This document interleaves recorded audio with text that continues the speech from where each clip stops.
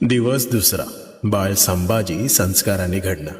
संभाजी महाराजांचा जन्म झाला, पण त्यांचं बाळपण राजवाड्यातील सुखात गेलं नाही. लहान वयातच त्यांच्या आयुष्यातील सर्वात मोठा आधार हरपला. आई सईबाई, आईचं छत्र हरपलं. हा राजपुत्र अकाली मोठा झाला, पण नियतीने त्यांना एक वेगळीच आई दिली होती, राजमाता जिजाऊ माँसाहेब. जिजाऊंनी संभाजी महाराजांना फक्त प्रेम दिलं नाही, तर स्वराज्याचा बाळकडू पाजला. रामायण, महाभारत, धर्म, नीती या सगळ्याच गोष्टी त्यांच्या रक्तात भिनवल्या. संभाजी महाराज लहानपणीच वेगळे होते. इतर राजपुत्र खेळण्यात रमले असताना संभाजी महाराज तलवार हातात धरून मी स्वराज्यासाठी काय करू शकतो हा विचार करत होते. शिक्षणात ते विलक्षण होते. संस्कृत, मराठी, फारसी, हिंदी या भाषा त्यांनी आत्मसात केल्या. ग्रंथ वाचले, पण त्याहून महत्वाचं त्यांनी इतिहास समजून घेतला.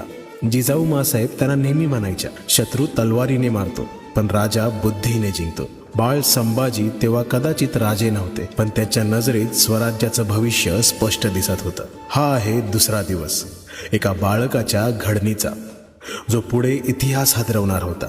जय जिजाऊ, जय शिवराय, जय शंभूराजे.